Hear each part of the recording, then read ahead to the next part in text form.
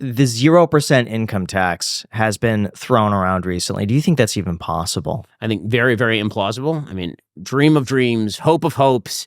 I mean, like when Trump was talking about his 20% tariff plan or 10% tariff plan, like, but then when he's like, instead of the income tax, like, But now, why even throw some of these things out there? Because it seems like a lot of politicians are throwing out these wild pipe It's a dreams. moonshot. And they're just saying whatever. How ridiculous again, I it think is. that's a great way to please everybody, right? You're saying, I'm going to throw out tariff plans, and that's going to bring manufacturing jobs back to the bereft Midwest, the Rust Belt. And then he's like, okay, but that also is going to increase prices by 20. What if I said instead of the income tax? And it's like, okay, well, then I can have all the things. Like, again, the truth is that is, and there's solid precedent for that in American history. Before the income tax, that is actually how the federal government generated its income, was tariffing imported goods, and then there was no income tax. And I'd venture to say that was probably a better system.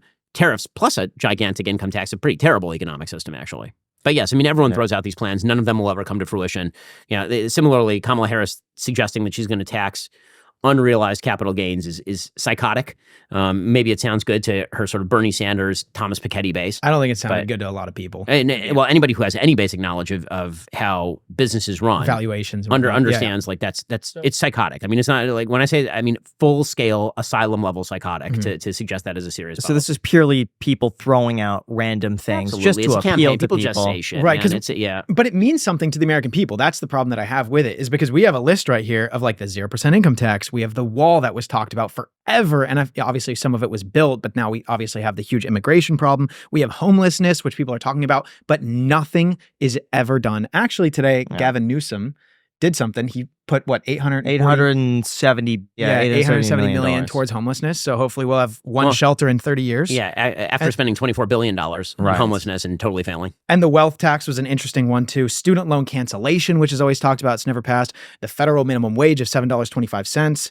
Again, these are when you say also when you talk about economic illiteracy, I mean, anyone with half a second of thought about any of these programs realizes that there is no such thing as a free lunch, and there's a cost on the other end. So, okay, let's get rid of the student loan debt. Okay, so you're doing a few things. One is you're now putting the burden on people who actually paid their student loans to pay off everybody else's student loans or onto their kids. Or just adding to the massive debt of the United States, which will have long-term ramifications, as we've discussed. Or and at the same time, you're also propping up an entire educational bubble that is a giant scam for an enormous number of people. You're telling people they need to get a degree in order to work at a Starbucks. That's ridiculous. What we actually need is a deflationary scheme inside of higher education. But instead, you're contributing to an inflationary scheme inside of higher education, which is what that is. It's a subsidy. So some of the other ideas that are being mentioned when Trump says tariffs, it's the most beautiful word in the English language. According to whom? I mean, what are we tariffing for? I understand security tariffs. Okay, you want to protect domestic industries that are important to national security. That I totally get. You don't want China being responsible for manufacturing drugs that are vital to us because they're an opposing power. Mm-hmm. I get that. But the idea that like tariffs are inherently good and inherently beautiful, no, they're not. That's economically illiterate. It's not true. I think my general sentiment on this, and I think I share this with a lot of other citizens, is that people will say anything on the campaign trail to gain favor.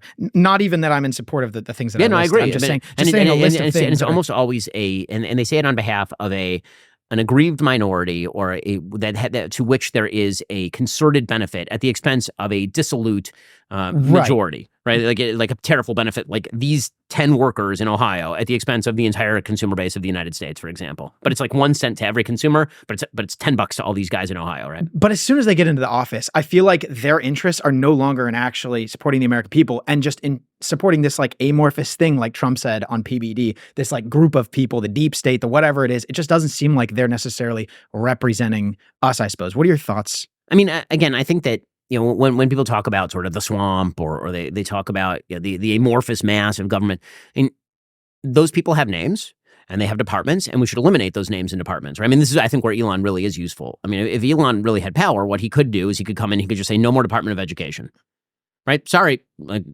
we're going to get rid of this. Like it's an executive branch agency, you're all fired, right? Like he could theoretically do that. Like that would be great. I'm very much in favor of that.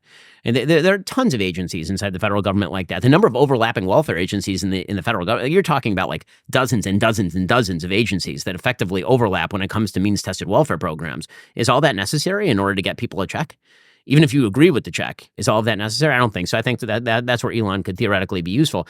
The reality is that the American government was built for gridlock. It was built to do nothing. This is the thing that nobody actually wants to recognize. If you read the Constitution, if you read the Federalist Papers and the Anti-Federalist Papers, the founding documents were built in order to ensure that the federal government didn't do things.